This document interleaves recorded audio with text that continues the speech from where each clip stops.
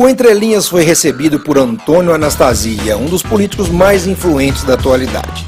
No seu currículo consta atuações diretas em momentos relevantes do nosso país, como a participação na elaboração da Constituição Mineira de 1989 e a criação do Estado de Roraima. Enquanto gestor, levou para o meio público princípios como a meritocracia, a definição de metas e o foco no resultado e na eficiência, o que repercutiu positivamente nos números orçamentários e sociais do estado de Minas Gerais, o quarto maior em tamanho e o segundo em quantidade de habitantes. Funcionário público de carreira, foi vice-governador, governador e hoje é senador da República. Como traço característico, adota clareza, sempre com bastante objetividade, para nos responder a todas as questões apresentadas, sem se esquivar nem mesmo quando o tema se refere aos bastidores de Brasília, o seu posicionamento como relator do impeachment de Dilma Rousseff, ou qual será o seu papel nas próximas eleições do ano que vem. Também fala sobre o seu programa de choque de gestão, a sua ideia de novo pacto federativo e regionalização dos municípios e o presidencialismo de coalizão, além, é claro, das reformas políticas, penais, trabalhistas e previdenciárias. A partir de agora, com vocês, Antônio Anastasia. Senadora Anastasia, muito obrigado pela calorosa recepção. Seja bem-vindo ao programa Entre Linhas. Muito obrigado, Juninho. É um prazer estar aqui com você e com vocês que nos acompanham no programa Entre Linhas, que já vem acompanhado e sei que é um grande sucesso de nossa querida Minas Gerais. Eu, particularmente, estou muito feliz porque eu sou um admirador pessoal do seu trabalho, inclusive da sua história. Você hoje é um dos políticos mais respeitados do país, mas não começou como político. Começou aí como funcionário aí da Fundação João Pinheiro, depois foi professor, inclusive vem de uma família de professoras. É verdade, Juninho. Na realidade, eu não me considero um político profissional, como dizem, porque, como você bem lembrou, a minha carreira é uma carreira técnica e acadêmica. Eu me graduei na Faculdade de Direito da Universidade Federal de Minas Gerais, onde sou professor de Direito Administrativo, fiz lá meu mestrado. Depois, e ao mesmo tempo trabalhava na Fundação João Pinheiro, que tem um grande orgulho de pertencer aos quadros dessa instituição, que é muito importante na história de Minas, na área do planejamento e da administração pública, e ocupei vários cargos da administração. E como você disse, a minha família é uma família de professores. Minha mãe, professora aposentada, minha avó falecida, foi diretora de escola, e minhas irmãs são, como eu, professoras da Universidade Federal de Minas Gerais. Então nós temos muito orgulho de sermos uma família que é muito vocacionada assim, às questões acadêmicas, etc. Então, eu caí na política, com certeza daqui a pouco falaremos sobre isso, assim, meio por acaso. Mas por acaso, mas para felicidade, porque antes de entrar na política você teve uma bagagem muito grande, inclusive participou da elaboração da Constituinte de Minas, em 89, aí assessorando um relator.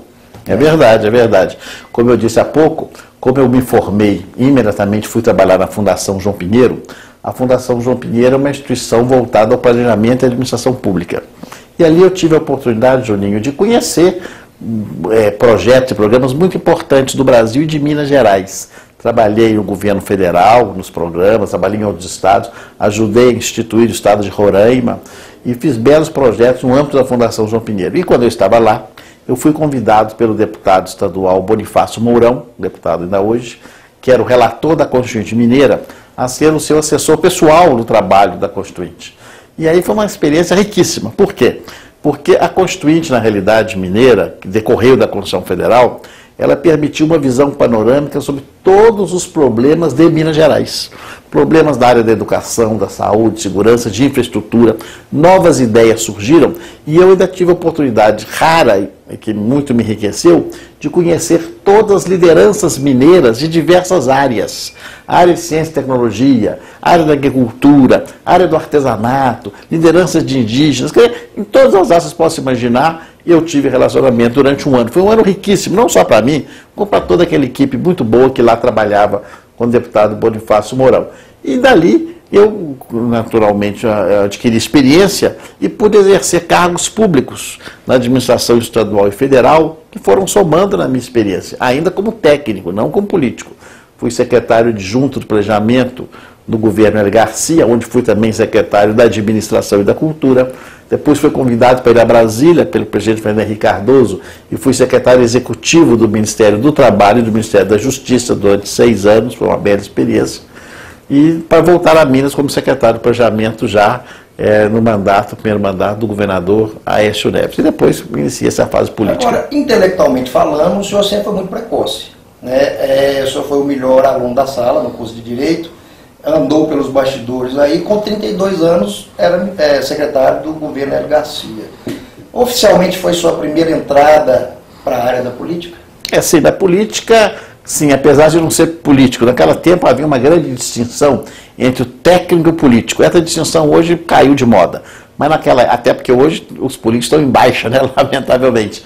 Mas naquela época eu era considerado um técnico. Tanto que quando foi meu nome ventilado para vice-governador, mas ele é técnico, não é político. Naquele tempo havia uma certa separação. Separação sempre falsa, Juninho, porque todos nós somos políticos. Veja bem, quando eu fui nomeado secretário adjunto do governo Hélio Garcia, eu tinha 28 anos de idade. É uma função política, apesar de eu não era membro de partido. Eu tinha conhecimento técnico. Depois, quando fui secretário de Estado também do governador Hélio, era claro que é uma função política, apesar de eu não ser partidário. Era um quadro considerado um quadro técnico. E da mesma forma na esfera federal. Mas, na realidade, eu nunca tive participação política. E na faculdade de Direito, a faculdade de Direito é uma faculdade muito politizada, não é? Quando eu estudei lá, já era o final do regime militar, de 79 a 83. Era o início da redemocratização. Eu participei da vida acadêmica. Eu participei do Centro Acadêmico Afonso Pena, que é muito tradicional em Minas Gerais. Fui dirigente, nós fomos eleitos em 82, numa eleição memorável. Nós derrotamos forças políticas que estavam lá há muitos anos. Nós ganhamos as eleições para o Centro Acadêmico, uma turma de alunos de diversos períodos. E eu tive na faculdade uma experiência também extremamente enriquecedora e tive a honra de receber o Galhardão, que é o prêmio Barão Rio Branco, destinado ao melhor aluno, né? Eu sempre fui considerado meio Caxias, tanto no colégio como na faculdade. Estudava, lia bastante, e fui um aluno muito assíduo às aulas, dedicado, e o resultado, felizmente, foi o reconhecimento desse prêmio que muito me orgulha.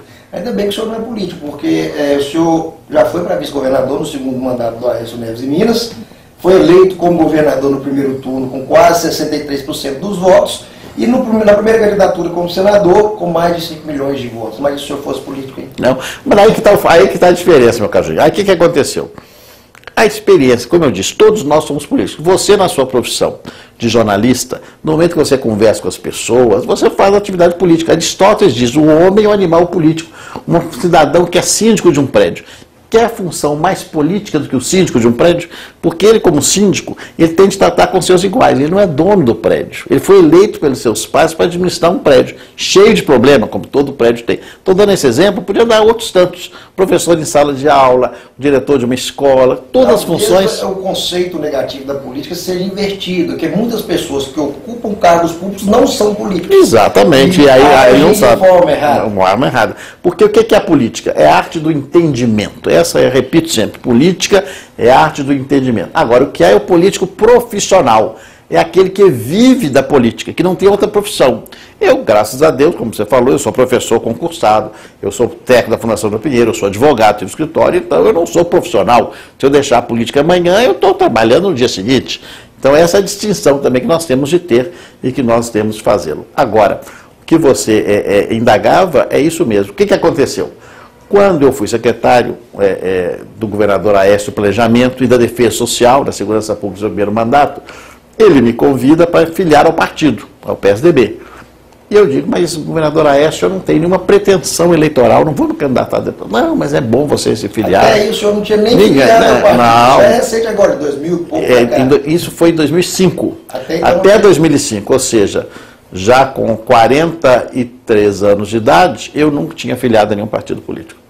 E aí ele faz esse convite e insiste, mas eu não vou candidatar. Até que no último dia do prazo, chega o meu então chefe de gabinete, hoje deputado federal, Rodrigo de Castro, e fala, o governador mandou a ficha aqui para assinar. Eu falei, mas Rodrigo, vou assinar. Não, mas mandou assinar. Eu falei, tá bom, eu sou obediente, sou secretário, assinei a ficha, mas sem nenhuma pretensão. Isso foi em setembro de 2005. Quando, então, no março do ano seguinte, ele me chama e me determina que eu deixe o cargo para ficar disponível para uma eventual candidatura a vice-governador. Eu fiquei muito honrado, mas disse a ele que eu não poderia agregar votos à chapa, porque eu não tinha experiência eleitoral, apesar de ter experiência política. Ele falou, não, mas aqui vamos ver o que é possível acontecer. E aí as circunstâncias políticas permitiram que ele me convidasse. Ele se reelegeu com uma votação histórica, maior da história de Minas Gerais, e eu fui eleito então vice-governador. Foi minha primeira eleição.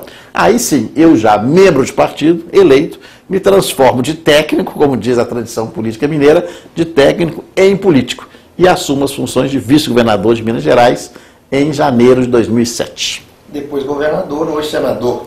Aí a trajetória, o que acontece? Eu passo a exercer então o cargo de vice-governador, recebi dele as atribuições de coordenar o programa Estado para Resultados, ou seja, um conjunto de programas e projetos que o Estado tinha em articulação com o secretário, sob orientação direta do governador Aécio. E durante esse período, eu acabei também tendo um relacionamento muito grande com lideranças políticas, na Assembleia, do interior, dos prefeitos. E ele se deixa o governo para se candidatar ao Senado, eu assumo o governo de Minas e me torno candidato à minha própria sucessão. E aí, então, temos eleições de 2010, quando eu, candidato ao governo, ele ao Senado, e o Itamar Franco também ao Senado, e nós nos elegemos, uma coisa rara em Minas, elegemos o governador e os 2 senadores. Que na época chamamos de cabelo, barba e bigode. Foi o figurino completo eleito, numa eleição disputada, porque os adversários também eram adversários de prestígio. O candidato em oposição era o ex-senador, ex-ministro Hélio Costa, o vice-governador era o ex-ministro, deputado Patrus Ananias, e o candidato ao Senado era o Fernando Pimentel, ex-prefeito de Belo Horizonte, atual governador. Então, era uma disputa forte, mas que nós tivemos uma aprovação eleitoral estrondosa. E aí me torno governador, reeleito a partir de janeiro de 2011. Mas para o seu currículo, quanto mais difícil, melhor. Uma vitória com claro, não há dúvida. Nós já falamos aí da sua trajetória política. No próximo bloco nós vamos falar aí dos feitos do senador Anastasia. Não sai daí.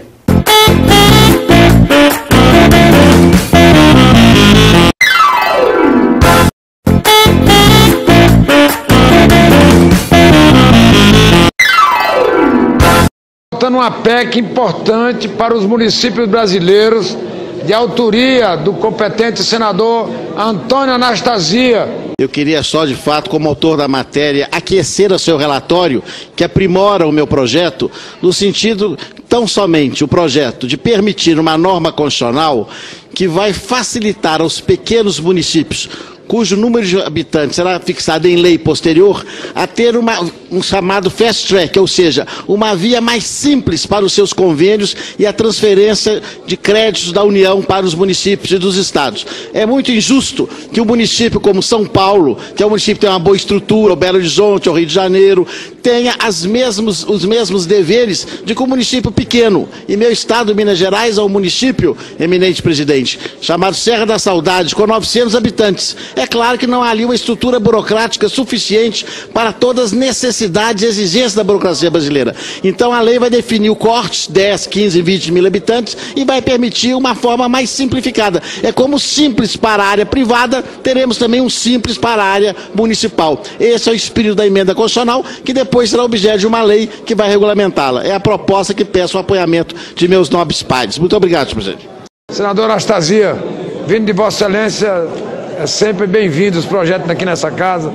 E mais uma vez eu quero parabenizar o povo de Minas Gerais por ter colocado Vossa Excelência aqui para brilhantar os nossos trabalhos diariamente. Vossa Excelência é sempre eficiente e presente. Então eu vou proclamar o resultado. Votaram sim 64 senhoras e senhores senadores, não nenhum, abstenção 0, o presidente não vota, portanto o quórum total de 65 com 65 votos, porque se votasse, votaria com Vossa Excelência. Então, aprovado em primeiro turno. Senador, nós acabamos de assistir um vídeo recente, desse mês agora de agosto, quando foi a pleito a PEC 77 no Senado. Eu queria tratar de duas formas esse vídeo que a gente assistiu, uma forma objetiva e subjetiva. Vamos na forma objetiva primeiro, que diz respeito ao Simples Municipal. Primeiro que o senhor explicasse aí o que foi aprovado e qual é a finalidade que vai ajudar muitos municípios de pequeno porte. Claro.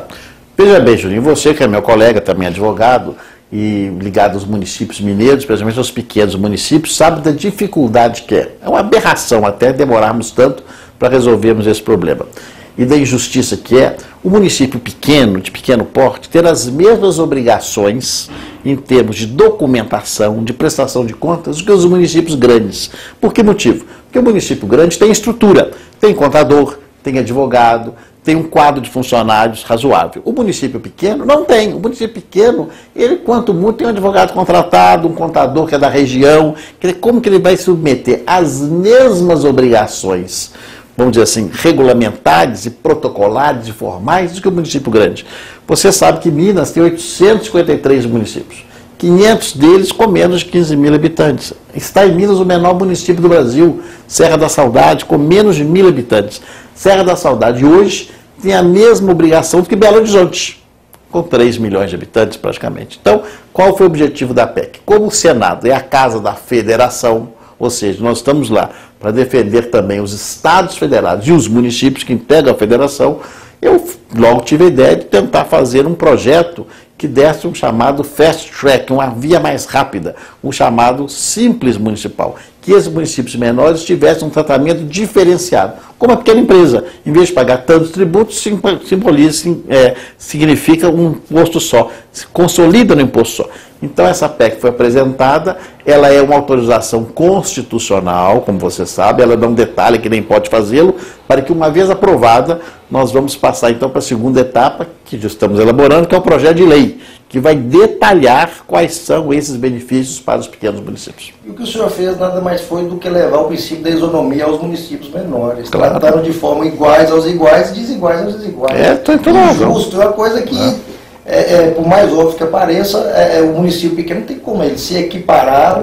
Não tem. E outro fato interessante que a gente vê muito em Minas Gerais é que nós temos prestigiado os municípios pequenos. Por que motivo? Para não permitir que haja uma grande imigração.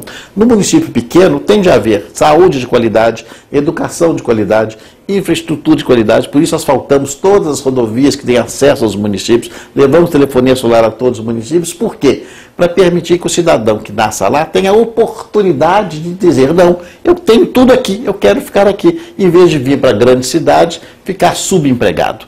Então nós temos prestigiado os municípios pequenos, que felizmente é uma grande característica e orgulho de Minas Gerais. Já é uma ideia desde quando o senhor era governador, a questão da regionalização. Evidentemente, porque Minas são várias. Regionalizar as micro-regiões, inclusive para desafogar e redistribuir de forma melhor os recursos mais próximos. Isso, e prestigiar também nos pequenos municípios os consórcios. Por quê? A figura do consórcio é tão importante. Porque se você tem ali 8, 9 ou 10 pequenos municípios, eles se unem num consórcio e num determinado município temos um hemocentro, no outro nós temos uma unidade dedicada à questão de saúde da mulher, por exemplo. Então eles podem cooperar entre si, de maneira, um estado tão vasto como Minas Gerais, todos os serviços estarem próximos do cidadão.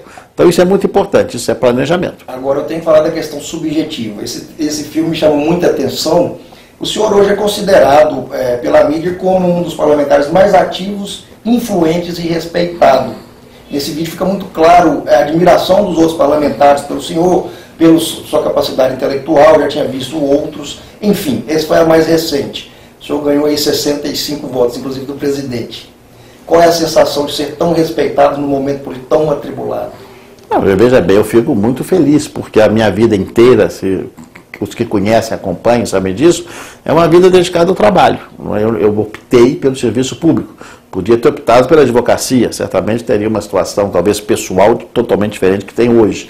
Mas optei pelo serviço público, pela dedicação ao serviço público, ora no executivo, agora no legislativo. Então, acho que as pessoas percebem o meu objetivo de trabalhar e tentar ajudar. Como eu sempre defendo a teoria que a política é arte do entendimento, eu não gosto da briga, do conflito, do xingar, do exagero. Não é? Quando eu fui relator do impeachment, por exemplo, da ex-presidente Dilma, uma função muito delicada, eu disse no primeiro dia, no momento que os meus pais me indicaram, o meu compromisso é trabalhar com serenidade. Eu acho que isso as pessoas percebem e acabam reconhecendo. E como eu tenho, de fato, um conhecimento técnico, em razão de ser professor de direito, então as discussões que eu conduzo, sempre eu tento mostrar a parte mais técnica. E um bom relacionamento com todos. É muito importante nós respeitarmos todas as pessoas, cada qual com seu interesse, cada qual relevando ali, é claro, a sua bandeira. O senhor antecipou minha pauta, eu iria chegar aí na questão do relator do impeachment da Dilma. O senhor, enquanto relator, deu aí um relatório muito bem fundamentado. Qual foi o embasamento jurídico para o impeachment da Dilma? O impeachment aconteceu, na verdade, é sempre bom lembrar, as pessoas uma vez confundem, o impeachment decorre de dois fatores. Eu sempre digo, até para maneira mais didática, como hábito de professor, que você também é uma moeda de dois lados. De um lado, existe a situação política e de outro lado, a questão jurídica. Um não existe sem o outro. Na realidade, o impeachment se refere a crimes de responsabilidade. Nós não estamos falando de crime comum. Ninguém no impeachment discute questões relativas à corrupção, a peculato, a homicídio, nada disso. O impeachment são crimes de responsabilidade. O que é o crime de responsabilidade? São infrações à Constituição. E a mais grave delas é o desrespeito ao orçamento, que é aprovado pelo Legislativo e tem que ser cumprido fielmente pelo Executivo. Foi o que aconteceu. Lamentavelmente, o governo da presidente Dilma, com seu conhecimento e autorização, isso ficou provado nos autos do impeachment, cometeu infrações contra a lei do orçamento, contra a lei de responsabilidade fiscal e contra a lei de diretrizes orçamentárias, de maneira muito clara.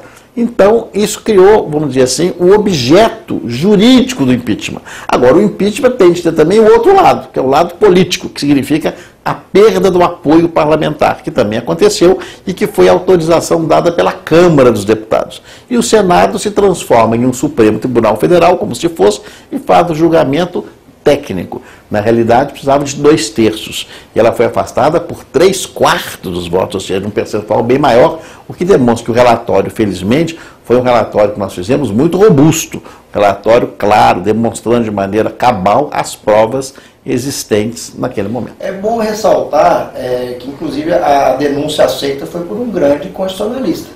Sim. Né? Não sei se não foi o Ives Gandhi. Não, vários professores, não é? E quem fez a solicitação foi o professor Miguel Reale.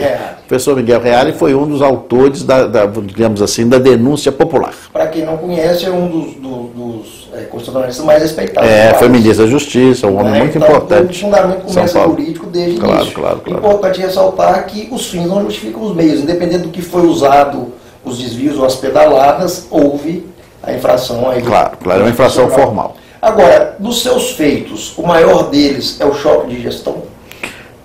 É difícil dizer um feito. O choque de gestão não é o trabalho de uma pessoa só.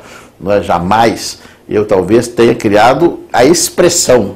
Eu me lembro que a expressão está pela primeira vez mencionada numa introdução ao plano de governo do então candidato Aécio Neves em 2002. Eu era o coordenador de plano de governo e citei, ao apresentar o plano, que havia necessidade de um choque de gestão. Mas o grande trabalho coletivo é fruto de uma equipe imensa. Primeiro, do próprio governador Aécio, que dá a concepção e a autorização para a sua implementação e as diretrizes políticas. E depois de uma equipe técnica que reuniu pessoas oriundas das escolas de governo da Fundação João Pinheiro, pessoas do próprio Poder Executivo, das carreiras diversas, das secretarias de planejamento, da Fazenda, pessoas que vieram também de fora para colaborar. Então, um trabalho de dezenas ou centenas de mãos que trabalharam durante anos para que Minas Gerais tivesse uma administração exemplar e conseguíssemos coisas inacreditáveis. Minas Gerais, que é um estado muito desigual, e você corre o estado todo, sabe disso, é um dos estados mais desiguais do Brasil, para a nossa história, para a nossa formação, consegue o primeiro lugar do ranking da educação. E com salários e recursos que são menores que outros estados. Você compara Minas, por exemplo, eu sempre falo isso com o estado do Rio de Janeiro, você vai ver que nossos indicadores são muito melhores que o Rio, apesar de termos menos renda e temos mais população, mais área e mais municípios que o estado do Rio de Janeiro. Então isso é um esforço de quê? Gerenciamento, boa gestão e do que eu valorizo muito, o capital humano de nosso estado. O que foi conseguido aí com o choque de gestão desde o início foi o déficit zero.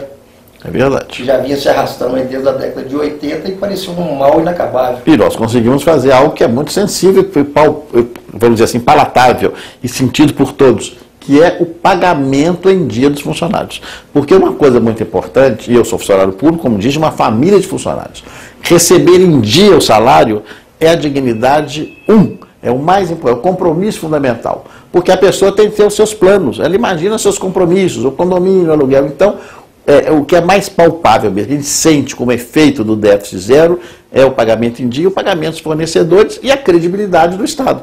Nós alcançamos no meu governo, felizmente, indicadores internacionais de índice de responsabilidade de investimento, chamado Investment Grade, que nunca tinha havido antes na história de Minas Gerais, que permitiu que nós recebêssemos empréstimos importantes para fazer obras que são obras que estão aí pelo Estado afora. Bom, Fechamos aí esse nosso apanhado sobre a sua atuação enquanto senador, aí sua atuação enquanto governador. Vamos falar agora no próximo bloco sobre as reformas. São os assuntos mais latentes da atualidade. Voltamos já.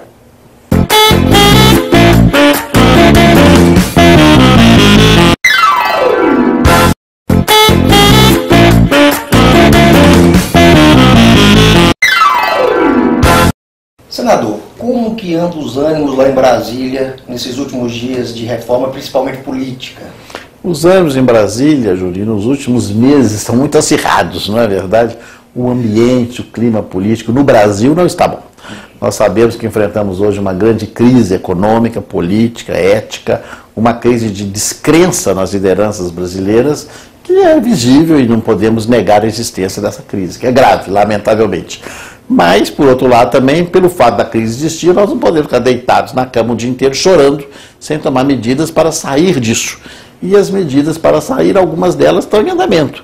São medidas de reforma legislativa, medidas de reforma econômica, que o Brasil precisa, inclusive para as eleições do ano que vem, quando eu acho que nós teremos uma espécie de grande catarse nacional. No momento da votação, o brasileiro, no exercício pleno da democracia, vai tirar dos políticos que considerem adequados, colocar aqueles que consideram corretos e adequados à situação, e o Brasil começará uma nova fase a partir de 2019. O senhor não acha que está havendo muita abstinência? As pessoas que deveriam votar estão deixando de votar, o que está favorecendo os políticos ruins? Não há dúvida, eu acho que a democracia, ela depende fundamentalmente de alguns institutos. O mais importante dele é o voto, não é? Porque sem voto não há democracia, não é verdade? E se você, como diz Maquiavel, o poder não admite vácuo, ele ocupa. Se você não vota, alguém está votando por você. Então, no momento que você vota em branco, ou vota nulo, ou tem abstenção e não comparece, alguém está escolhendo em seu lugar. Então, você está abrindo mão de algo que o Estado, que a Constituição, que a sociedade lhe confere, que é o poder de escolher os seus dirigentes. Depois também não vai reclamar, porque você não quis escolher. Não é como você vai num restaurante e não quer escolher, o restaurante lhe serve o que quer. Ah, não está boa, por que você não escolheu essa comida? Então, a participação é importante. E melhor ainda, se essa participação se der nos partidos. As pessoas que querem participar, porque a democracia depende de partidos políticos, depende de instituições regulamentares. Então, a participação do cidadão é muito bem-vinda nos partidos. Ele tem uma ideologia, ele tem uma crença política, eu acredito nisso. Terá um partido, ainda mais no Brasil, que tem tantos partidos, um partido que tenha seu perfil. Ele deve participar, eu estimulo muito essa participação. Nós vamos continuar com tantos partidos no Brasil a longo prazo, que agora a reforma está propondo aí, começando pelo distrital, a questão do voto, o fundão, a cláusula de barreira e os fins das coligações. São, em resumo, os principais pontos em debate da reforma política. Qual a opinião do senhor sobre cada ponto? A cada dia esses pontos são modificados, não é verdade? Nós temos que, nesse momento, o sentimento majoritário no Congresso é que não será aprovado o fundo e também não será aprovado mais o distritão. E por isso mesmo o distrital misto que viria em consequência e que só valeria para 2022 passa a ter mais tempo de discussão mais adiante.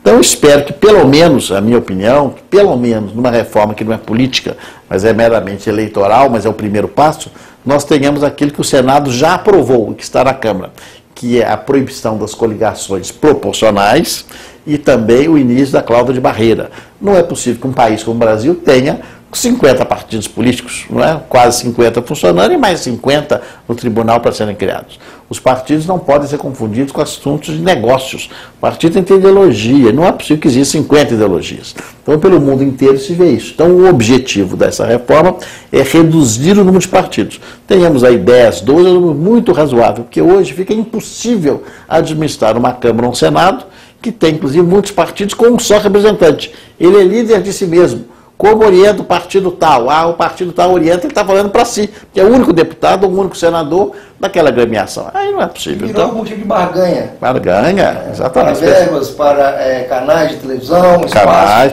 para espaço relativo ao tempo da eleição, não é verdade? O senhor falou 50 partidos? Eu estava pensando se existem 10 ou 15 ideologias. Não existe, não há dúvida alguma.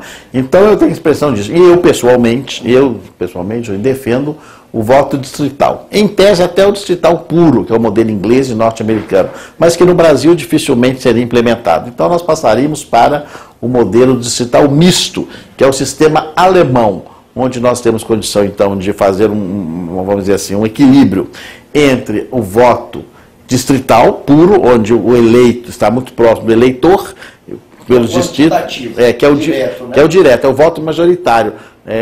Naquela região do estado que tem ali 200 mil habitantes, eleitores, se elege o mais votado. E na lista do partido, ele dá 2 votos, um no distrito e um na lista. E na lista ele dá um voto mais ideológico para eleger o seu parlamentar. Temos muitas propostas, mas eu vou pular para uma que ainda não está sendo feita, uma reforma, mas que o senhor tem um certo engajamento, que é a reforma penal.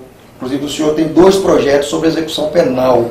O senhor acha hoje que a lei ela é muito morosa? Qual é o erro? Porque muitos se questionam que a justiça não funciona criminalmente. É verdade. Eu sou inclusive relator do Código Penal, que está em tramitação já há muitos anos, fui designado recentemente, já fiz uma audiência pública, já estou com sugestões da chamada parte geral do Código Penal. Sou autor e relator de diversos temas, porque o que é o grande... A população, hoje, vive um pavor de segurança pública. Se nós levantarmos no Brasil qual é a demanda maior em pesquisa, sempre é saúde, sempre estará na frente. Mas a segurança já é o segundo colocado, especialmente nas cidades grandes e nas médias cidades. Porque a insegurança, especialmente a chamada sensação subjetiva de insegurança, é permanente. Ainda que a pessoa nunca tenha sido vítima de um crime, ela escuta tantos casos, conhece tantas situações, que ela sai à noite e já sai com medo. Não é o pai de família que deixa os filhos saírem, tem sempre o receio. Então, para combater isso, temos que combater a impunidade. Agora, não é só a lei, não tenhamos a ilusão que uma nova lei vai mudar a realidade brasileira, jamais. É um conjunto de instrumentos, entre os quais uma lei mais efetiva, porque não adianta nós punirmos crimes que ficaram no tempo do onça. Crime contra o sossego público, isso não é crime mais, isso é infração administrativa, jogo do bicho, são coisas que a sociedade já superou há muito tempo. Nós temos de focar nos crimes graves, o latrocínio, o homicídio, os crimes graves contra o patrimônio, crimes contra o patrimônio público, são aqueles que têm a repulsa maior, não é verdade, da sociedade. E esses merecem, de fato, o tráfico de drogas, uma ação mais incisiva. E os demais, penas alternativas. São crimes com menor potencial ofensivo. Principalmente no processo de execução. Exatamente. Aí nós defendemos aqui, você sabe, o modelo mineiro das APACs. Fizemos até a sugestão ao relator Jader Barbalho, relator na nova lei de execução penal, e colocamos lá como um capítulo da lei de execução a figura das APACs, que é uma figura muito mineira, mas que dá muito certo, no qual os condenados acabam tendo uma alternativa de eles próprios resgatarem a sua cidadania, autocontrolando aquela pequena unidade prisional a um custo muito mais baixo que o grande presídio, em articulação com a sociedade e a comunidade local, com a presença do juiz, do promotor e das lideranças locais. Então as APACs são um sucesso. Muitos municípios mineiros já as têm. Mas é do senhor ser político, no bom sentido da palavra, mas não ser um grande conversador de política, não tem como não falar de eleições de 2018. Né? O que o senhor espera aí a nível nacional? Porque hoje nós temos uma grande indefinição de nomes, inclusive. É verdade. Eu dizia a você há pouco aqui nessa nossa conversa, Juninho, que eu acho que em 2018 a população brasileira, o povo brasileiro vai fazer uma espécie de catarse, vai fazer uma espécie de um grande descarrego assim na votação e achar, eu quero exorcizar tudo que aconteceu de ruim e eleger as pessoas que consideramos corretas, boas, adequadas, experientes, que tenham bons propósitos para as funções nos estados e no governo federal e no Congresso Nacional. Então é isso. Ainda não temos candidatos, de fato, porque também está longe, a eleição é só no ano que vem. Não é perigosa. Mas ela tem que ser feita, porque o ambiente está tão inflamado. Tem que ser consciente. Consciente, ela tem que ser consciente, mas as pessoas são tão inflamadas que elas têm de votar. E tem como nós apelamos há pouco, todos devem participar. Agora, é claro que teremos candidatos já conhecidos do espectro político. Eu acredito, a opinião que não é só minha, é esposada por muitos cientistas políticos, pessoas com muita experiência, que um candidato de centro é que tenha uma possibilidade maior de vitória, uma pessoa equilibrada, uma pessoa que mostra as reformas que o Brasil tem de fazer e que isso certamente será submetido ao eleitor, mas que o seu plano de governo será votado. Agora, eu defendo, me permita aqui um rápido parênteses, Juninho, a figura do parlamentarismo, porque eu acho também que eleger um presidente como Salvador da Pátria não funciona. E o sistema brasileiro já veio. Nos últimos 4 presidentes, 2 foram impedidos, 2 impeachments. Então fica muito ruim isso, não é? Fazendo uma ressalva, eu ia entrar nesse assunto pelo pouco período de tempo que tinha pulado, mas a respeito, inclusive, o senhor tem um artigo do presidencialismo de coalizão. Isso. Eu achei muito interessante uma frase do Falcone. Ele falou, olha, todo mundo está esperando um novo presidente para consertar as coisas, mas talvez não seria muito necessário mudar as regras do jogo ao invés de um novo player. É verdade. Porque talvez se manter dessa forma, principalmente do presidencialismo de coalizão, não vai, difícil, não vai. Independente de quem entrar. a sua visão é correta, eu também acho assim. Eu fiz esse artigo sobre o chamado semipresidencialismo brasileira, exatamente para mostrar que hoje o Congresso não tem responsabilidade no sentido político da palavra. Então, votando um plano de governo ou não, aplicando ou não, o efeito é o mesmo. Então, nós precisamos que os deputados, senadores, percebam que se a coisa não der certo, eles também têm um risco. Qual que é o risco? É a dissolução do parlamento. Então, acho que isso é um ponto importante que nós chegaremos a esse momento. Eu acho que eu já rodeei o senhor bastante, posso trazer o senhor para Minas Gerais. Claro. Né? Não sei, tenho certeza que o senhor tem essa noção, por mais que o senhor seja discreto, que o senhor hoje é o fiel da balança para as próximas eleições de governador. Qual é o seu posicionamento a respeito? Eu tenho dito, eu já fui governador, saí com indicadores de popularidade muito altos. Aliás, na pesquisa feita ao final do governo, dos governadores de 2010, eu fui o quarto do Brasil, o primeiro do Sudeste, né, no indicador, no ranking, que muito me orgulha. Fui eleito para o Senado, uma votação muito tranquila, uma campanha muito bonita. Quer dizer, saí com o reconhecimento dos mineiros. Fiz o meu governo, trabalhei muito, acho que deixei um bom legado. Então, acho que eu estou a favor sempre de novos nomes, de rodízio. Não podemos ficar sempre as mesmas pessoas. Cogitaram meu nome para ser candidato a prefeito. Eu falei, mas eu acabei de eleger senador, como é que eu vou ser prefeito? Então, eu sou senador, tenho uma data de mais 5 anos no Senado, gosto do Senado, então não tenho pretensões de, mais uma vez, concorrer ao governo do Estado.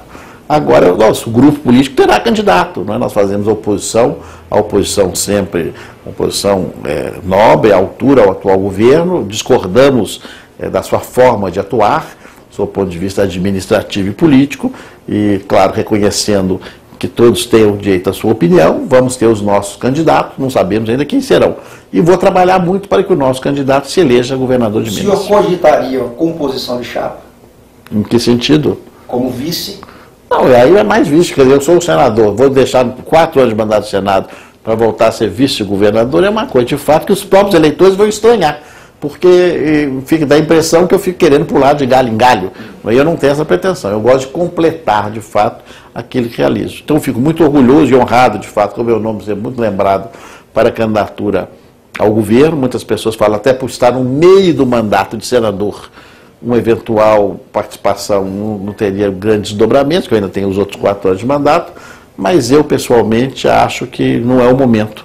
Acredito que nós devemos fazer uma composição ampla com muitas forças políticas e temos excelentes nomes aqui em Minas Gerais. Senador, muito obrigado pela entrevista. O senhor é uma pessoa espetacular, obrigado. Uma das figuras públicas que eu conheci que tive o maior prazer. Muito obrigado, Juninho. Foi uma grande honra e um prazer estar aqui com vocês. Fechamos mais um programa Entre Linhas e te espero na semana que vem. Tchau.